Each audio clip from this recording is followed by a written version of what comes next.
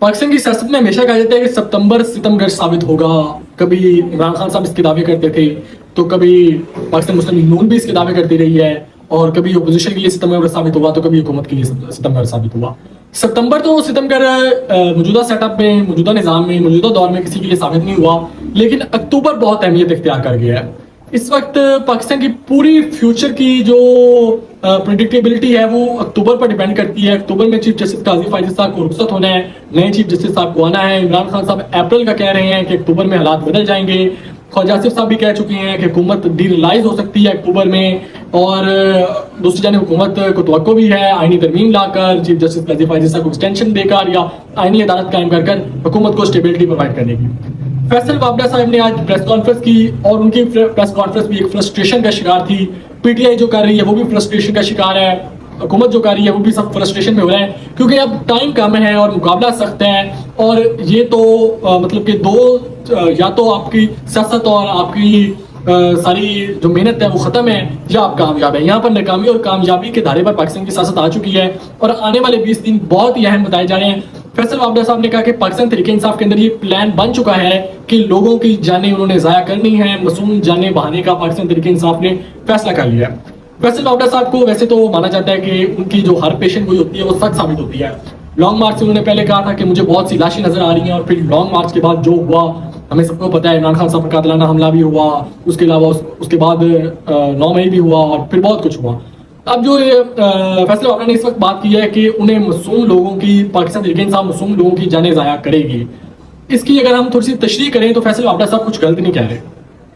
अगर तो आईनी तरमीम हो जाती है, आईनी अदालत कायम हो जाती है, चीफ जस्टिस काजी फायद साहब आईनी अदालत के सरबराह बन जाते हैं, तमाम कोर्ट्स इरेलीवेंट हो जाती हैं, और जस्टिस मंसूर अली शाह अगले चीफ जस्टिस नहीं बनते, तो Pakistan Tehreek Insaf, the end of Pakistan Tehreek Insaf, the end of Imran Khan. फिर 2028 तक ना हुकूमत को कोई हिला सकेगा और ना इस निज़ाम को कोई छेड़ सकेगा। फिर इकॉनमी का प्रोसीजर आपने स्टार्ट कर दिया है, मुल्क मुआशी तौर पर बेहतर हो रहा है, चीज़ें हालात बेहतर हो रहे हैं, और आपका जब कॉन्स्टिट्यूशनली तौर पर आप स्टेबल हो गए, गवर्नमेंट स्टेबल हो गई, तो फिर 2024 में इलेक्शन हुए, 28 में नहीं 2029 में, और एक्सटेंड करके 2030, 31, और उसके बाद तो फिर कहाँ पीटीआई और कहाँ खासा। अब यही लास्ट फ्रस्ट्रेशन है कि अगर किसी ना किसी तरीके से इस आईनी तरमीम से पाकिस्तान तहरीक इंसाफ रोकना चाहती है, और उनको पता है कि ये लास्ट मौका है, वो मोबिलाइज कर रहे हैं, कभी फैसलाबाद में लोगों को निकालते हैं, कभी पिंडी में वो एहतजाज करते हैं, कभी पेशावर से काफिले लाने की बातें करते हैं, कभी डी चौक में बैठने की बातें करते हैं। तो पाकिस्तान तहरीक इंसाफ इस वक्त ये प्लान इमरान खान साहब और प्रो इमरान खान लोग जो हैं पीटीआई के अंदर, वो तो इस बात पर मुतफिका है कि अब पाकिस्तान तहरीक इंसाफ को लास्ट कॉल देनी चाहिए और इस्लामाबाद पे चढ़ाई कर देनी चाहिए, और वो पब्लिक के जरिए इस निज़ाम को और डी चौक को बंद कर देना चाहिए, और सारे इस्लामाबाद को और सूबों को बंद करके और कुछ इस तरह का एक रेवोल्यूशन टाइप करना चाहिए, क्योंकि ये लास्ट बॉल है और लास्ट कॉल है। अब ये सब करना इतना आसान नहीं होगा। पाकिस्तान तहरीक इंसाफ जितने मर्जी काफिले ले आए पेशावर से, जितने मर्जी काफिले ले आए बलूचिस्तान से, पंजाब की आवाम भी निकाल ले, ऑन पेपर कह लेते निकाल ले, जो कि एक वक्त बहुत मुश्किल है इस माहौल में पंजाब की आवाम पाकिस्तान तहरीक इंसाफ अट्रैक्ट कर सकेगी। उसके अलावा भी पाकिस्तान तहरीक इंसाफ जितने भी लोग डी चौक पे ले आएगी, तो क्या पाकिस्तान तहरीक इंसाफ ये तसव्वुर कर रही है कि स्टेट रिटेलिएट नहीं करेगी? स्टेट, ये सर्वाइवल की वॉर है, ये सर्वाइवल की लड़ाई है, या मरना है या जीना है। उसमें मासूम लोग मरेंगे, उसमें सियासतदान मरेंगे, उसमें पुलिस मरेगी, उसमें जो मर्जी होगा, वो इस वक्त मैटर नहीं करता। इस वक्त सर्वाइवल की लड़ाई है। पाकिस्तान तहरीक इंसाफ ने सर्वाइव करना है, तो उनको कुछ आउट ऑफ द बॉक्स चाहिए, और आउट ऑफ द बॉक्स वो डी चौक की बातें कर रहे हैं कि हम वहाँ पे जी 10 लाख लोग ले आएंगे, 20 लाख लोग ले आएंगे। अब 10-20 लाख लोग लेकर आएंगे तो स्टेट जो है क्या वो हथियार डाल देगी? बांग्लादेश की बातें की जाती है, बांग्लादेश मॉडल क्वाइट डिफरेंट था। बांग्लादेश मॉडल को आप यहाँ इंप्लीमेंट नहीं कर सकते।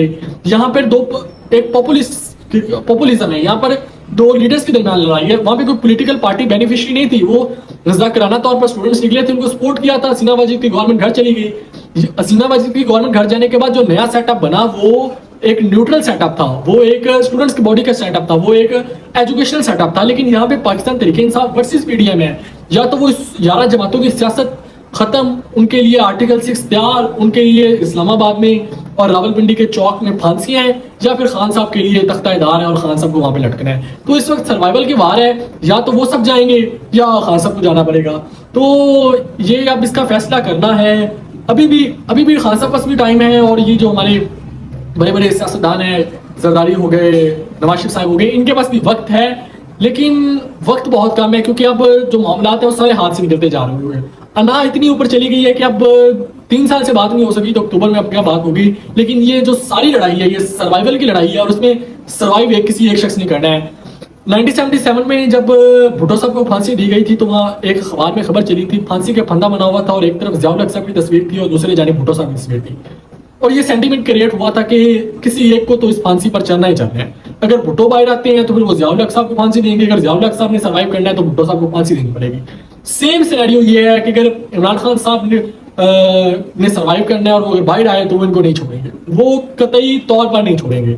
اور اگر عمران خان, اگر انہوں نے سروائیو کرنا ہے ان پولیٹیکل پارٹیز نے, تو ان کو عمران خان سے چھٹکارا پانا ہوگا, اور وہ اس طرف ہی جائیں گے آئینی ترمیم کے بعد. تو ڈیسائڈنگ موومنٹ ہے پاکستان کی ہسٹری میں, اور ڈیسائڈ ہونے جا رہے ہیں. یہ کسی طرح کے بھی کوئی اچھے حالات نہیں ہے. As a political party polarization اتنی بڑھا دی ہے کہ آپ افسوس کر سکتے ہیں, کیونکہ نہ عوام کے ہاتھ میں بات ہے, نہ کسی کے ہاتھ میں بات رہ نہیں گئی. وہ جب کہتے ہیں نا تیر کمان سے نکل جائے تو پھر اسے لگنا ہی ہوتا ہے, بلٹ فائر سے نکل جائے تو پھر اسے لگنا ہی ہوتا ہے. اب یہ وہ صورتحال ہے. اب جو پولرائزیشن جس حد تک بڑھ چکی ہے, اب کچھ ہونا ہی ہونا ہے, اور اس کی پریڈکٹیبلٹی چھوڑی.